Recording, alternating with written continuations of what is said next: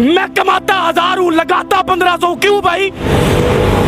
तुम बाप लगते हो, सारा दिन मेहनतें मेरी वजह से लेते हो, मुल्क मेरी वजह से चलाते हो, पैसा बिलों में मुझसे लेते हो, साबुन में मुझसे लेते हो, ये रोजमर्रा हम इस्तेमाल करते हैं। आप जैसे लोग तो भाईजान वो टिच का बटन दबाया और लोशन निकला और लगा के निकल गए।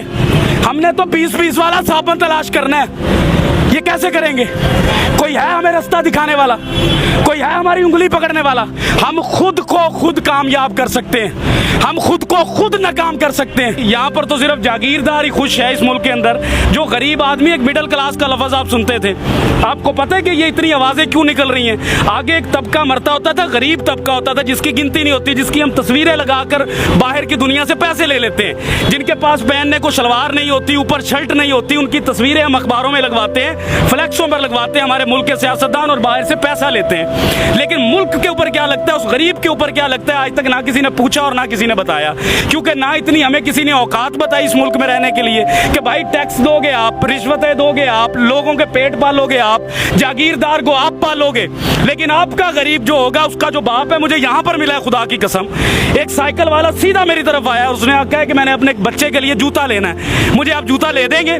अब मुझे बताएं, एक बाप से जब औलाद कोई चीज मांगे, औलाद कोई चीज मांगे, तो वो कांपता नहीं होगा?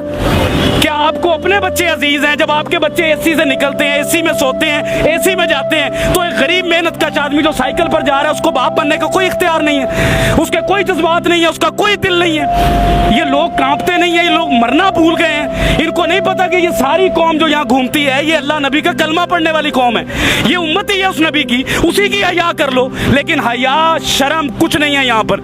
यहाँ पर जानने लेने का मामला शुरू है, और वो शुरू रहेगा। पाकिस्तानी और एक गरीब आदमी कहाँ कहाँ मर रहा है, आपको अंदाजा भी नहीं है। सर, लोगों को अपनी फिक्र नहीं है, लोग राजी हैं। सर, लोग अपनी फिक्र करेंगे कैसे? कैसे करें फिक्र? अपना बच्चा रात को पाल नहीं सकते, बच्चे को पानी का गर्म करके वो देगची के अंदर माँ कह रही है कि मैं तुम्हें रोटी दे रही हूँ, उससे बच्चा पल नहीं रहा। मुल्क के लिए क्या लड़ेगा वो? मुल्क के इदारों के लिए क्या लड़ेगा? आइन के लिए क्या लड़ेगा? कानून कहाँ से लाएगा? आपके मुल्क के अंदर गरीब के लिए कानून है? अगर एक बंदे के ऊपर गलत किस्म की FIR या दरखास्त चले जाए गरीब आदमी पर, वो 10 साल 15 साल अपनी हलाल रोजी जो है उसी पर लगाता है, लेकिन इंसाफ फिर नहीं मिलता इस मुल्क में। वो यहाँ पर आकर क्या चूड़ियां मांजेगा? क्या करेगा? किससे लड़ेगा? वो अपने हालात से नहीं लड़ सकता जिधर आकर आपने उसको खड़ा कर दिया। आप लोग वो बातें ही नहीं कर सकते। आप हकाइक तो देखे बाहर जाकर। आप एक सफेद दाढ़ी वाले को देखे जिसका मेरा नबी एहतराम करता था, जिसका नबी मेरे लिए सफेद दाढ़ी देखकर खड़ा हो जाता था, आज जलील हो रहा है वो। ये दीन है हमारा, ये कुरान कहता था हमें, ये हम लोगों की कदर कर रहे हैं। खादमे आला कभी कुछ कहते हैं, कभी कुछ कहते हैं, झूठ बोलते हैं सियासतदान हमसे, कुछ भी नहीं देंगे हमें। ये हमें खुद लड़ना पड़ेगा भाई, हमें खुद कमाना पड़ता है, हमें खुद मजदूरियों पर जाना पड़ता है। गालियां सुनते हैं हम बाप बनने के लिए, गालियां सुनाते हैं लोग, आपको बुरा भला कहते हैं, भगार देते हैं, धुतकार देते हैं। आपको इस्लामी जमहूरिया पाकिस्तान का कानून है इस मुल्क में, गैर मुस्लिम का बच्चा अगर बीमार होता है तो उसको हुकूमत देती है, लेकिन मुसलमान का बच्चा, नबी का उम्मती जब बीमार होता है उसको धक्के देती है ये कौम। हम अपने जैसे से लड़ते हैं, लेकिन अपने से ऊंचे से नहीं लड़ते। डर लगता है, टांगे कांप जाती हैं। पूछो सवाल आज से, किसने लाकर खड़ा किया इन सबको यहाँ पर? क्यों खड़े हैं? ये बात मैं आपको पैसे बांट रहा हूँ, बयानी बांट रहा हूँ, इनके दिलों की बात कर रहा हूँ, इनके अंदर की बातें हैं। ये मैं घूमता हूँ, मैं चेक करता हूँ, मैं सुबह से पागल हूँ। मैंने देखी है माए रोते, बाप रोते देखे हैं भाई। मिडिल क्लास कोई नहीं रह गया इस मुल्क में, हर चीज मर रही है। सफेद पोश आदमी, मैं आपसे अगर 1000 रुपया जिंदगी में नहीं मांगा, इन हालात में मांगूंगा मैं आपसे 1000 रुपया, मैं मर जाऊंगा, लेकिन सफेद पोशी बचाऊंगा अपनी।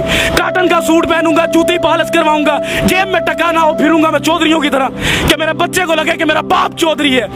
लेकिन इस मुल्क में सिर्फ वो चौधरी है जो निजाम के अंदर बैठा है, जो निजाम से बाहर है वो चौधरी नहीं है इस मुल्क के अंदर। वो क्या है? वो तो एक हकारत की नजर से उसको देखा जाता है, वो बोझ समझा जाता है इस मुल्क के अंदर।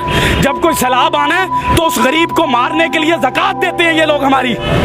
कभी सैलाब गया जागीरदार के घर, कभी गया किसी सियासतदान के घर, कभी बच्चा मरा इनका कहीं पर, कभी भूख से ये रात को सोए हैं, फिर ये कहते हैं मुल्क के हालात नहीं ठीक। तो लाओ पैसा अपने मुल्क में, लगाओ हमारे ऊपर, हमसे लिया हुआ पैसा मुल्क से बाहर ले जाओगे तो हालात ठीक होंगे। मुझे एक बात बताएं बिलाल भाई, एक बाप मैं कहता हूं अल्लाह ताला की जात के बाद मेरे पास बाप है। मैं समझता हूं कि बाप क्या होता है। जिसका बाप नहीं है ना, खुदा की कसम वो खुदकुशी कर ले इस मुल्क में ना रहे। मैं आपको कसम उठा कर कह रहा हूं, जिसका बाप नहीं है, अल्लाह ताला के पास दूसरी बड़ी ताकत जो है ना वो बाप है। और जिसके पास इस दौर में बाप नहीं है वो कैसे जी रहा है? मैं अपने बाप के सहारे जी रहा हूं, मैं भी अपने बाप के सहारे जी। सारा कुछ है मेरे पास, सही बात। लेकिन बाप के सहारे के बगैर मैं फारिग हूं। मैं भी। तो भाईजान हम पहले सबसे पहले हमें यह सोचना है कि हमारे मुल्क में बाप की हैसियत से कौन बैठता है? जिसको औलाद का दर्द हो, जिसको पता हो कि ये मखलूक अल्लाह की है, जिसको पता हो कि अल्लाह ने अपने हकूक से पहले इस मखलूक के हकूक रखे। अंदर से उम्र फारूक बनना पड़ता है, अंदर से, बाहर से बातें करके उम्र फारूक नहीं बना जाता। मदीना की रियासत लाने के लिए एक बंदा नहीं ला सकता, इसको भी लानी है, उसको भी लानी है, मुझे भी लानी है। कोई नेक काम होता है तो हम दूसरों को बातें करते हैं, अगर कोई गरीब की बात होती है तो उसको हम धक्के मार के भगा देते हैं कि तुम्हारा इस मुल्क एक गुब्बारे वाला, बताएं उस गुब्बारे वाले के पास अगर 2000 का सामान है उसके डंडे पर लटका हुआ, इस मुल्क के पाकिस्तान में जगह है उस मुसलमान के लिए कि ये एक जगह पर खड़ा होकर वो बेच सके? भगा देते हैं उसको। रेडी वाला 25-25, 30-30 हजार का सिक्योरिटी गार्ड रख के उस डंडे वाले को भगा दिया जाता है।